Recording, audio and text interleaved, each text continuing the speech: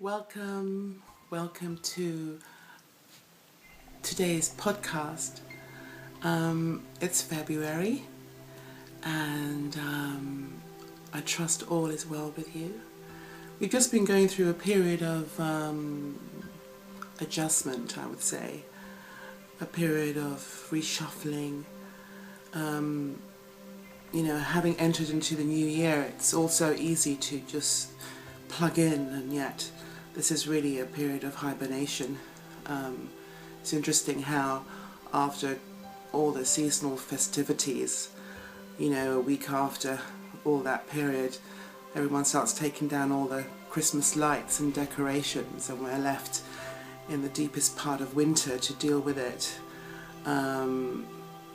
quite starkly. And I always think, it's a really good idea just to keep the light, and bring the outside in, any greenery, just to help with the vitality, because it can be a little bit difficult. And it seems that a lot of people have been forced to slow down. I've heard of many people who've had little accidents, or have been sick, or have been ill, particularly in Britain. There are a lot of people who've had a really bad chest infections, and that's all about grief, clearing all of that stuff, and it's collective, really. Viruses are thoughts, and it's collective thoughts and the collective grief, all the stuff that we keep within. And so when we get a virus or a flu or something like that, it's where we're able to clear that. It is a deep cleansing, and we're being forced to slow down. There's been so much happening. We've just gone through huge transformation. 2012, 21st of December, and all that anticipation. But we've just been flung into this space of sort of in between, you know what I mean? It's like things are inside out, things are back to front now, and we're just using this, we need this time actually to adjust to this new space. And of course to continue to, in fact we don't have a choice anymore in terms of clearing the grief and clearing our stories.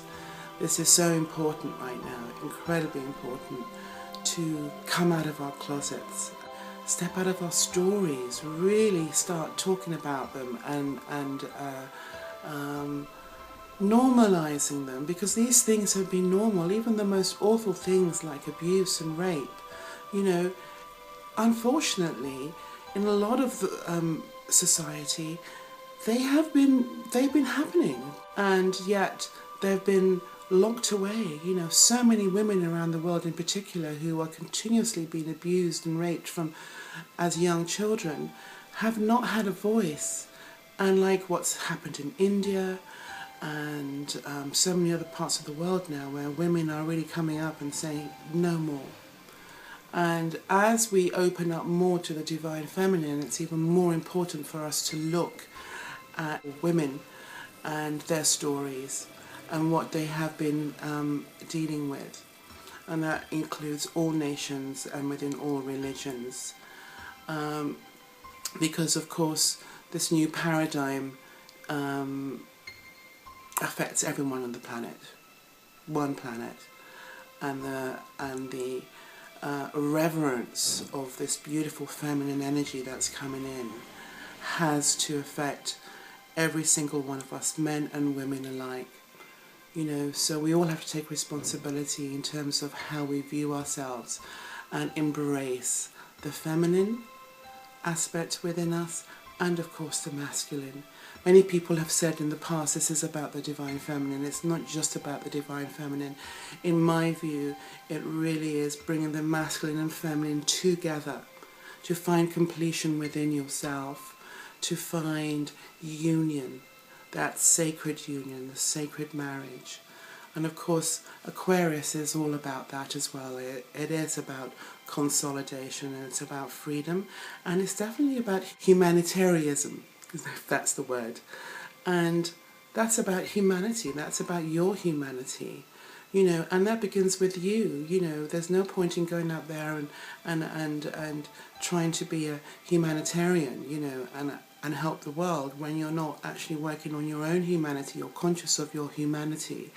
Because the more you're conscious of your own humanity, and then you're able to be a lot more sensitive to what it really means to being human. So in other words, what you deal with, what you discover as you meet more human beings with their story, which of course is all one story, our story. So yeah, I really do encourage you to step out of your closets. All the people who've been on the path or just entering the path, or who are not on the path, whatever the case, we have to start sharing our stories. I was speaking to a beautiful creative being, and who's been creating these beautiful ascension images. And I realised when speaking to him how important it is for those of us who've been tuning into those sort of vibrations to talk about them, you know, because it feels like when you are on this spiritual path and developing yourself and tuning in, it can be quite insular or quite, you know, you can be alone in that process. And I think the more of us who come together and share, once again it helps to normalize what that process was all about, the so-called ascension.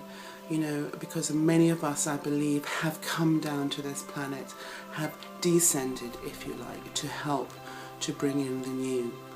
And so I think the more we start talking about these sort of things, the more we're actually then able to ground them and to connect them on an earthly level, collectively. So let's see, what else do we have? Well, I think I'll leave this one for now. I'd like to wish you well. Take your time. It's still winter over here in the UK, and it's still the early part of the year, and it's not really until the spring where we will be able to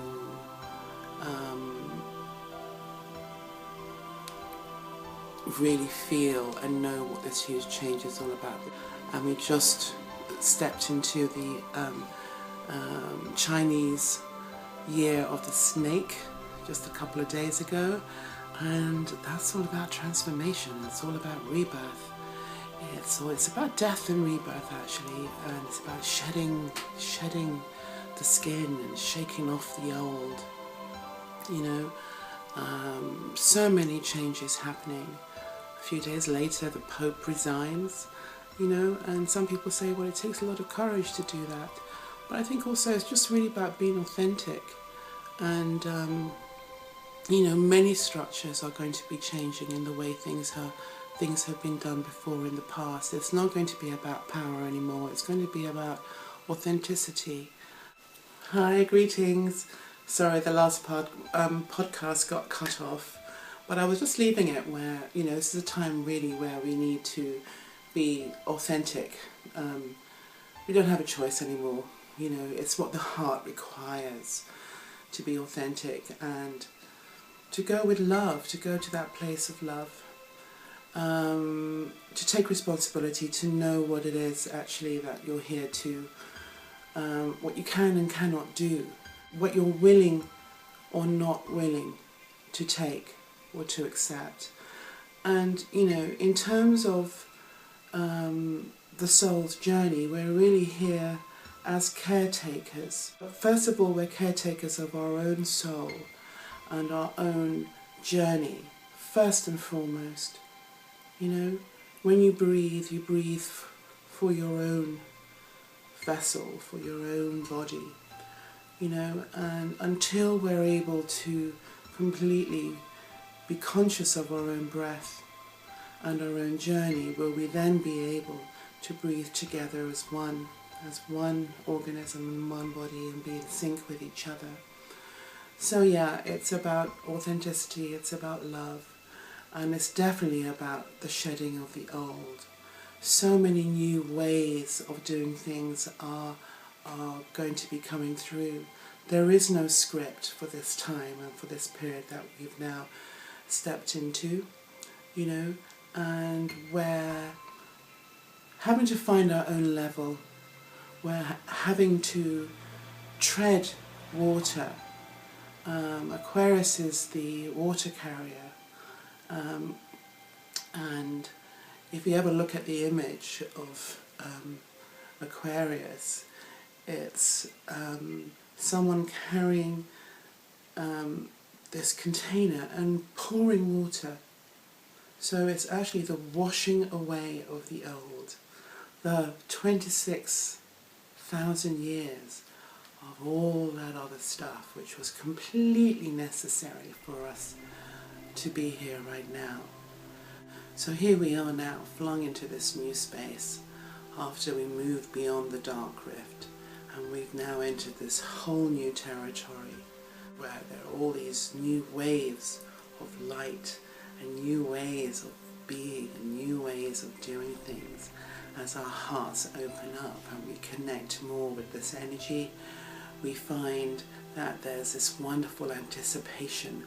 I certainly feel it, this wonderful anticipation of the new, where we're going to discover all the seeds that we've planted are going to be emerging before our eyes, and this is going to be the impetus for us to completely get what's going on as we see these seeds shoot from the ground and become these wonderful flowers or oak trees or ideas that will transform ourselves and transform the world.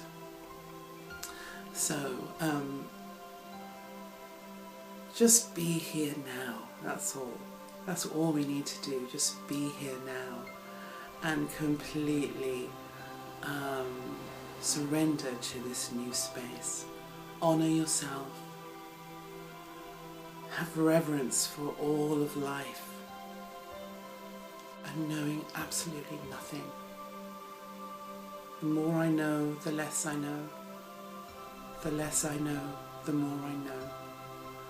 And being able to see the world through those eyes, through the eyes of innocence and excitement and glee, to be able to, so many of us have dreamed the new into manifestation, or thought it into manifestation. And this is the way we're going to create the future. As I said earlier, there's no script to this. We are completely writing our own scripts. So be present, be clear, be brave, and have the courage to go within. Have the courage to speak your truth always. Always. What is about to reveal itself to us is so magnificent, is so delectable. So we need to so be present right now. I wish you well, my brothers and sisters, my human family. All is indeed well. In anticipation for the new, for our rebirth, for the gifts that are awaiting us. Be present. I love you. I see the God in you. Namaste.